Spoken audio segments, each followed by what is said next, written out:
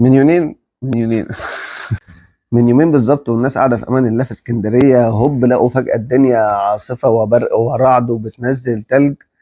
وكانها نهايه العالم زي ما بيوصفوا كده في موقع الجمهور. طب يا ترى اللي حصل ده صدفه نادره ومجرد منخفض جوي، ولا دي ظاهره في ناس عملت لها دراسه وحصلت وممكن تحصل تاني؟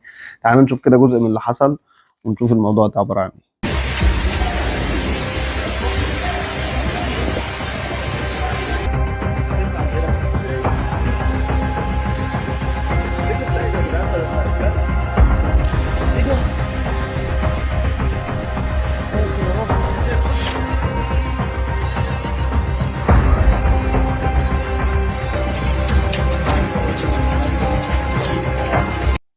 الحقيقه ان طلع بيحصل في اسكندريه ده طلع مرتبط بحاجه مهمه جدا، وهو موضوع التغير المناخي.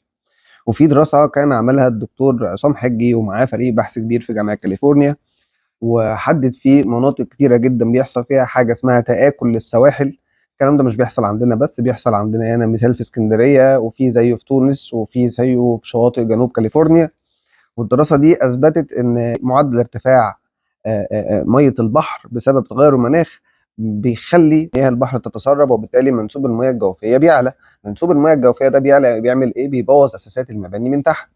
وخليني اقول لك كده شويه ارقام وحقائق عن الدراسه اللي نشرها الفريق البحثي ده عن مصير مدينه اسكندريه. بيقول لك ان في اخر 20 سنه، من سنه من 2001 لسنه 2023، انهار حوالي 280 مبنى في اسكندريه. معدل انهيار المباني في اسكندريه في اخر 10 سنين زاد بمعدل 40 مبنى في السنه. في اكتر من 7000 مبنى في اسكندريه معرضين للانهيار في اي لحظه. والبحر بيزحف على المدينه بسرعه مش قليله.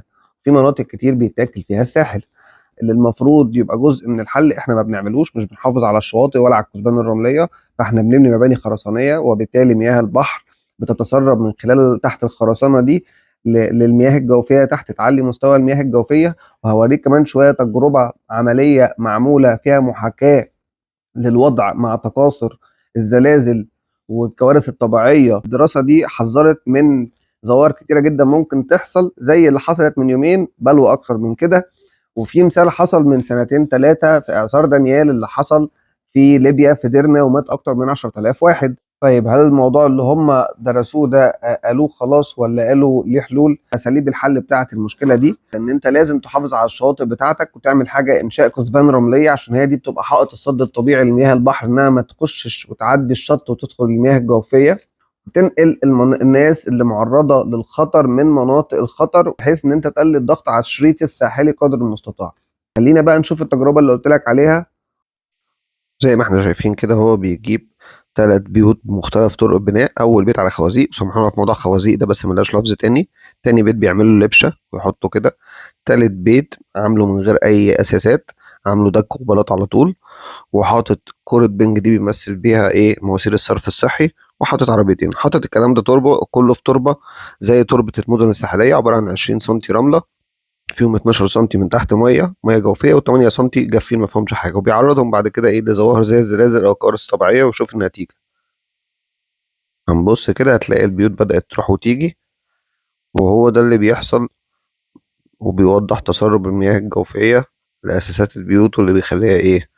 تقع في النهايه.